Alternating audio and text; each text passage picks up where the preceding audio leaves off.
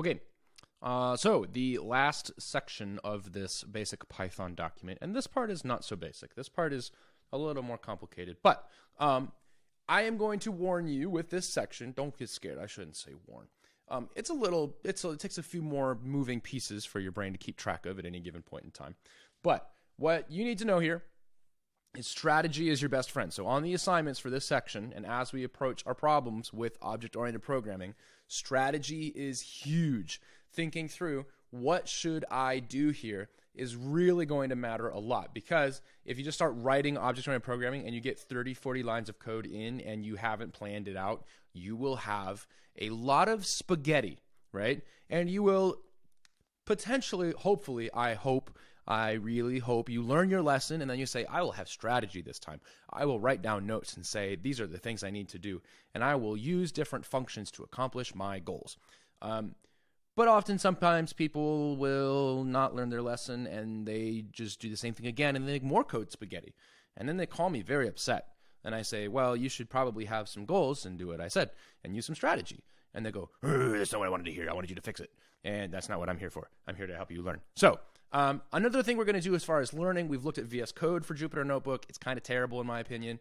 I guess if you get the right installs, it's probably fabulous. But I just use other things anyways. Jupyter Notebook is great. Occasionally it's buggy. Today we are all going to learn, and I'm going to try Google Colaboratory, right? So if you have a Google account, this should be available to you. This is a newer offering from Google, but it's really oriented towards data scientists, and secretly it's them trying to get you to use Google Cloud Platform for your data science. Which we're not doing data science, we're doing data analysis, but we are just learning Python, and it's always cool to play around in the cloud. So in the same way that Google Docs is on Google, in the Google Cloud, and Google Sheets, and Google Forms, all these things, Gmail are all on the cloud. They exist on somebody else's computer somewhere, and we're just accessing them. We're kind of renting that space. Google Colaboratory is the same way. Collaborate, it's very cute. Collaboratory. But we can open up our document here and use it this way. It's really nice because you can add other people, so on and so forth. This is kind of a nifty trick too. So you can buy more. That's what I'm saying when they're like, oh yeah, Google Cloud Platform, right? Pay us some money and we'll give you some stuff. It's kind of cool. But that's not what we want. So I'm just gonna leave that there. And off we go. Should be pretty fun. So object-oriented programming. So we're going to look through this stuff, which right now looks like gobbledygook, as most of these documents do when you first start. So cool beans. We also have this nice, nifty little play button, which is kind of cool. And I like the dark mode. I like the darker screen. I think that's pleasant compared to the harsh white glare of Jupyter Notebook. There's things you can install. There's like Chrome plugins you can use to make Jupyter Notebook dark. But I don't care that much because I also have the sun coming in my face from behind. My computer's in front of a window, and I live in Fairbanks. So all summer long, it's just blazing sun into my eyes, which is fine. I like that because I also deal with the whole winter with no sun blazing in my eyes. Anyways, I digress. Creating a class. So what we're doing here is we're actually creating a data type, right? So in the same way the dictionaries are a data type, it's a data type, and it has stuff that comes with it. Like a list is a data type, and it has attributes and stuff that comes with it. And those things are a little more ornate because the actual Python compiler, the thing that changes Python from characters we can read to zeros and ones, it's ready for those things. And we're not going to make anything that ornate. Please do not try and make, well, I guess you could if you really wanted to, but if you're going to try and make that kind of thing, you should probably be in my software development class rather than data analysis. But that's fine. I digress again. We're going to create classes, and a class is like a blueprint, right? It is the idea of a thing. And we use a blueprint as instructions to create more things. And the creating the blueprint is kind of the hard part. And then from there, if you want to change things, vary them, use only part of it, right? Like I have the blueprint for an entire car, but I only want the blueprint. I only want to make a door, right? I only want to use the door. I don't need to use the whole car. I'm just going to get in and out of the car using the door. You can do that, right? And so the important part is in the same way that when we were writing functions, right? The function was the idea of the function. It didn't do anything until we called it, right? That's very, very different than writing the function, it being the thing right away, right? And so we're going to get the same idea here, where we have our car and we have the idea about, oh, look at that. It even tells us the data type, because we're making our own car here. That's kind of cool. I secretly kind of like Collaboratory so far. I've only used it like once. And so anyways, but yeah, so it literally tells us like, oh yeah, look, it's class main.car, and main is just saying it's on your current Python file. I'm not going to get into what that is too much. That's too high level for our purposes today. But we make this car, and it's got 4 wheels, and it is the color blue. So I can click this, I can run, and again, I'm running it on their computer, so it might take a little bit longer, but it did not. It took 0 seconds. That's delightful. Using a class is the trickier part, right? Writing them is fine. And so I'm going to say Ford equals a car. And this is the part where I actually make the thing, right? So this is the idea of a car. We've made a blueprint, and our idea of a car should have 4 wheels, and it should be the color blue. Delightful. But in this part, we're going to actually make one. So our Ford is a car, right? So if I hover over it, it is an instance of a car, right? And that is an important thing to think about, right? Because we call it instantiating. We are making an instance. Ooh. Cool. Oh, my trick doesn't work. Where's my play button here? Nope. Why do I have to do that? Okay, that was fine. Where's my run button? Just do this. Oh, there we go. That's fine. Cool. I guess if I click out of it, then it goes, yeah, that's really neat. Wow. By the way, these are all written in HTML is what this is. Or I guess it's technically markup. It's kind of HTML. It's sort of like cheating HTML. But if you want to know what HTML is, it's really not that hard to learn. And I think we might end up putting that in the course at some point. We'll find out. It depends on how useful we think it will actually be in the long run. But it's a very easy thing to learn. It's really not tremendously difficult. And all it does is it's how it displays text. So you notice that we've got like I for italicized. Just going to click out of it. Instantiating is italicized. It's delightful. Anyways, I digress for the 3rd time and hopefully the final one for this video. So my Ford is now an actual edition of this car. It's been instantiated. It's been made, which means that I can now use some aspects of this car. And the Colab thing is actually really nice because it actually like kind of thinks for me a little bit. It's actually got a bit of software behind it. And so I can say print, and I'm going to say Ford, and I can say dot, and look at that. We get 2 objects here. We get either color or wheels, right? And wheels is a string, and color, well, color really should be a string. It should say string. I don't know why that keeps changing there. Well, let's go down. Aha, cool. And now if I hover over that, it says int. That's lovely. How many wheels does my car have? And I can run it, and sure enough, lo and behold, I get 4 back. Very cool, right? You might be asking, this is kind of cool, but when will this be useful? It's the same idea as a function, but now we can actually store data inside of this thing, and that's really useful. Creating multiple instances, right? I can say Chevy equals car, and I can say Honda equals car. And capitalization does matter. Also, by the way, it is convention to capitalize the name of your class, right? So when you're calling the class, it's the same syntax here. We're going to just call it a class, object-oriented program. So we can say a class here, and then we're going to capitalize our class, and it's part of how we remember when we call it that this is not a function, right? Because if this was a lowercase c, that looks like a function to me, right?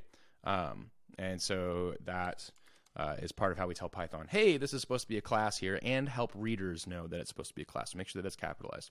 Honda's a car, and last we'll do Porsche equals car. Please don't yell at me if you'd rather I called it a Porsche. I'm going to call it what I want. Porsche.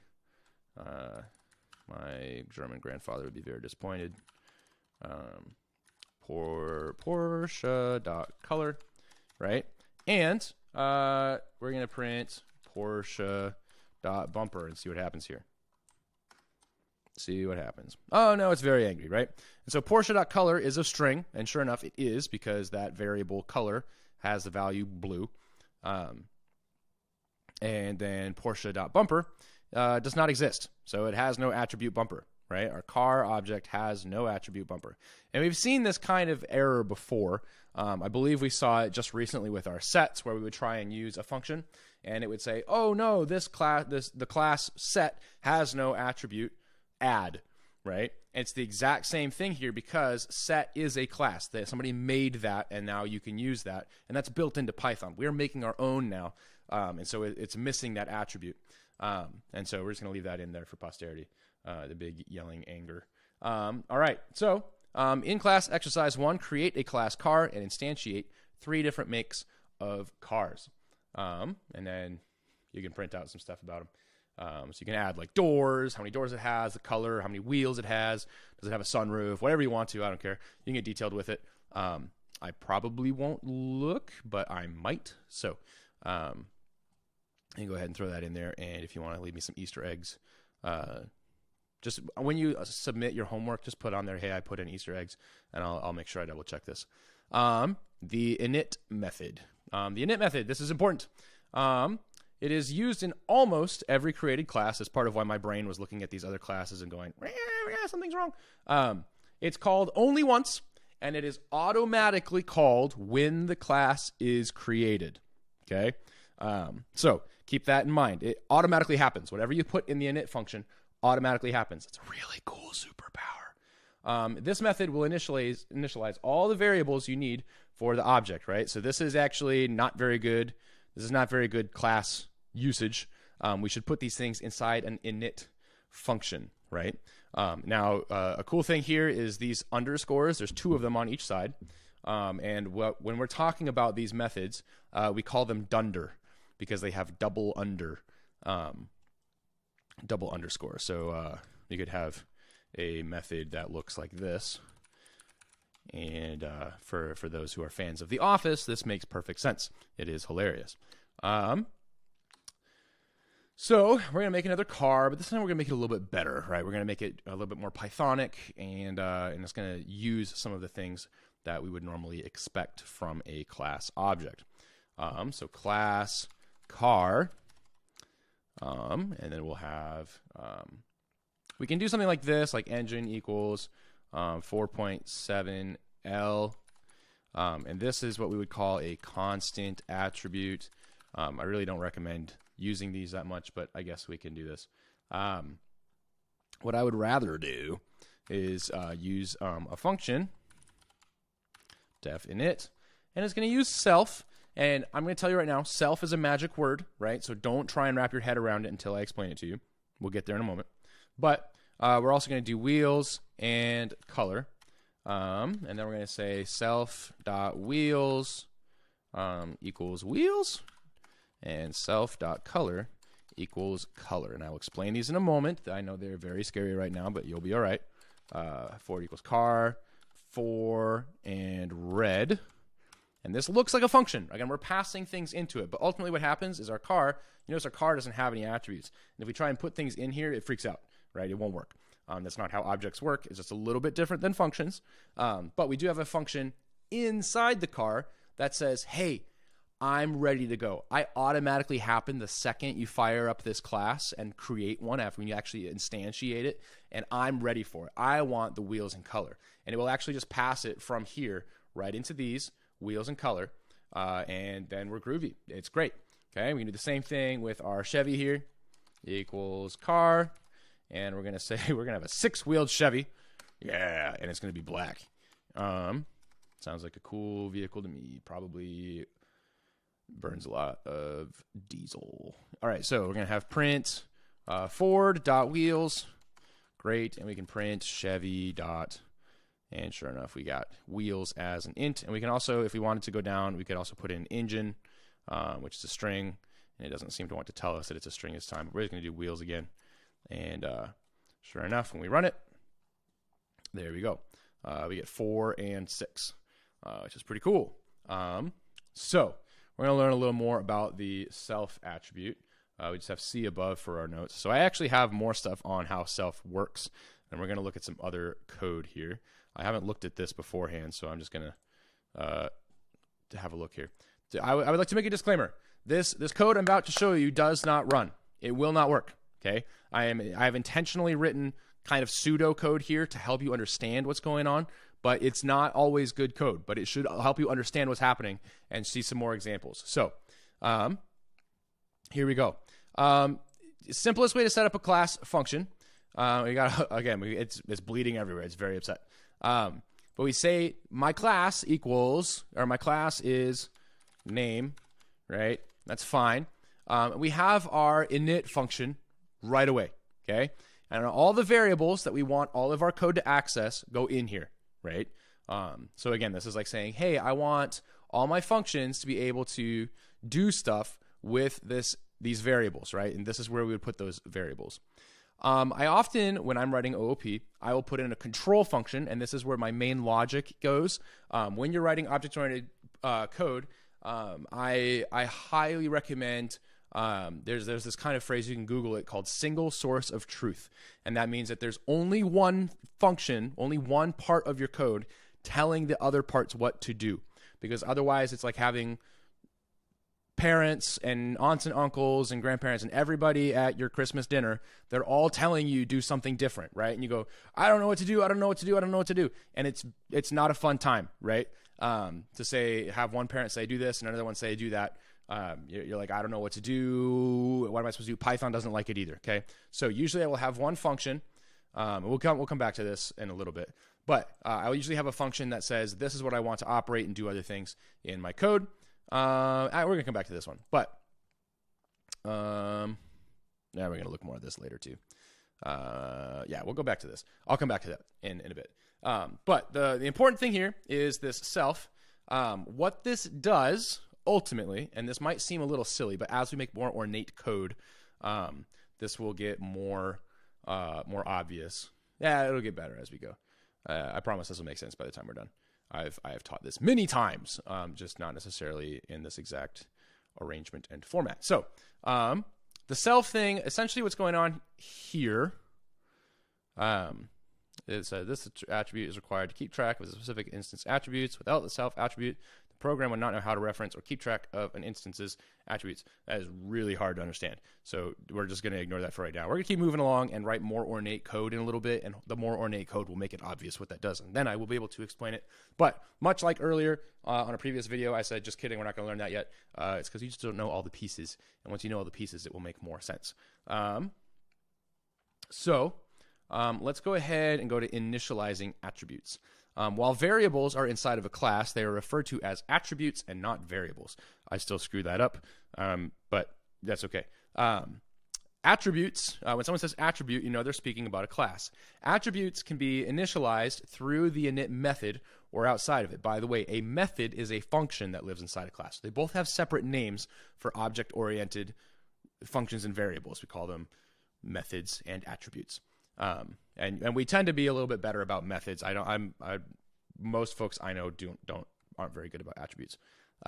But the Python program, when you throw a problem, it will say, I don't have an attribute. This object doesn't have that attribute, like we saw earlier, right? Has no attribute bumper. So there's no variable called bumper anywhere inside of our car object. Great. All right. So initializing attributes, it says see above, but we're gonna do this anyways. So class toy. Kind equals car, I guess. Constant. We use this for things that don't change frequently. But also, I'll show you how we can kind of work around this with our init in a better way. But part of my job is telling you what things exist and what's out there. So this is how I would say, oh, I'm going to, like my wheels or something I don't want to change very often. I want it to kind of default to the same thing every time. And so I would just set that to be 4 pretty consistently, and that would be a good way to do this. So we can do self.rooftop equals rooftop, self.horn equals horn. I don't know why. Oh yeah, you're not actually mad. You just think you're mad. And self.wheels equals wheels. And again, we don't have to actually pass in a value when we instantiate this, right? We can just leave it and it will default to 4, which I think is still a pretty reasonable number of wheels for a vehicle. And so we're going to go back here all the way to the left. We're going to say Tonka truck. equals toy, and we're going to pass in one rooftop and one horn, and we're going to leave 4 wheels here. And then we'll say Hot Wheels car, and those things can get pretty wild. So we're going to say toy. We're going to pass in 2, 3, and 8, right? And then we access our class attributes. I got to run this first. Ding dong. All right.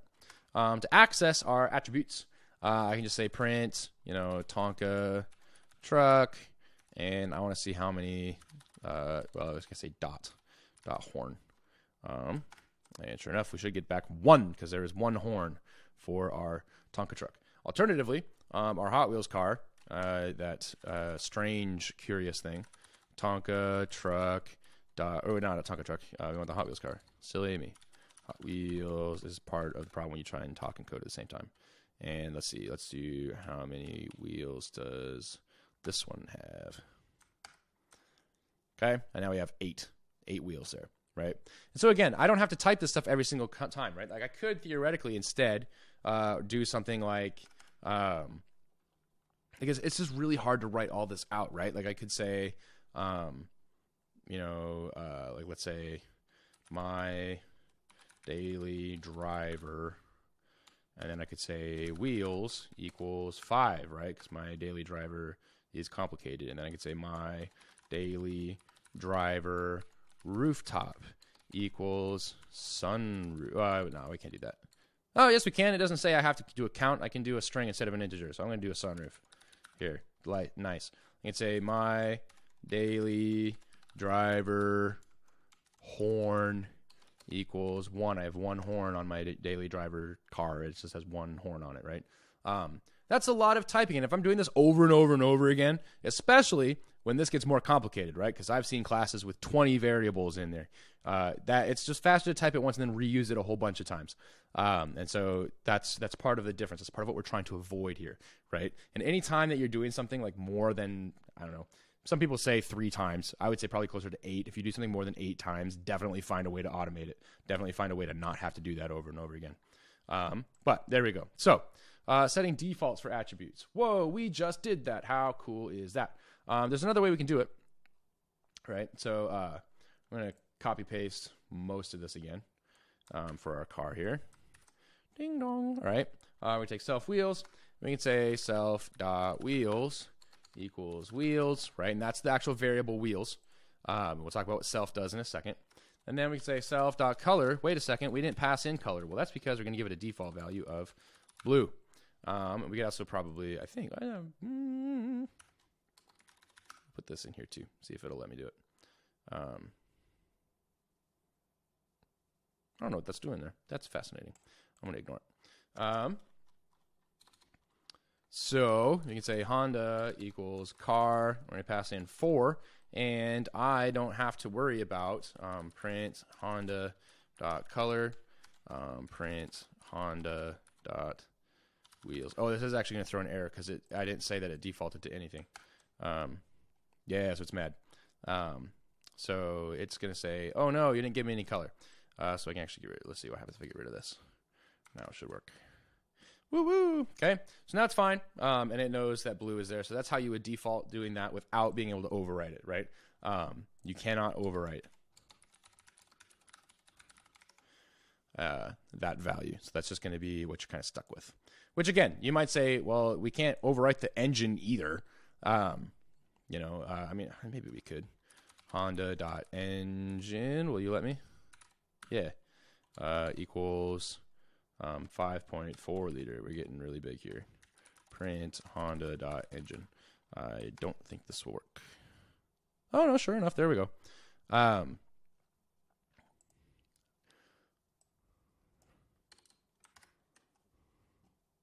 Oops, that's not real. Try again. Whoa, Brandon, what's happening there? Okay, once again, this is just saying this is part of our main Python thing. It's a car. That's the kind of object that we've put into our code. It's a car object, and this is where in our computer's memory it lives. But this is not useful. It's not usable. So if you're running into this error, this means you need to actually access some part of it. and then your life will go better. Anyways, so there we go. So there's some default attributes. Changing class attributes. Wait a second, Brandon, isn't that what we just did? Yes, it is what we just did right here. So I'm going to just say C above, and that'll be fine. All right, so now, this is where we're going to really learn about class. This is where class gets really useful. So don't worry about, or not class, self. Self will get a lot more useful in a moment. But you have an in-class exercise number dos. Add a door and seats attribute to your car class, then print out 2 different instances with different doors and seats. Cool beans. That'll be your assignment for the next little bit. And I'm going to see you in the next video because it's been 25 minutes and you need to get up and walk around and get your heart pumping. So go do some jumping jacks after you finish your problem, and I'll see you in the next lecture.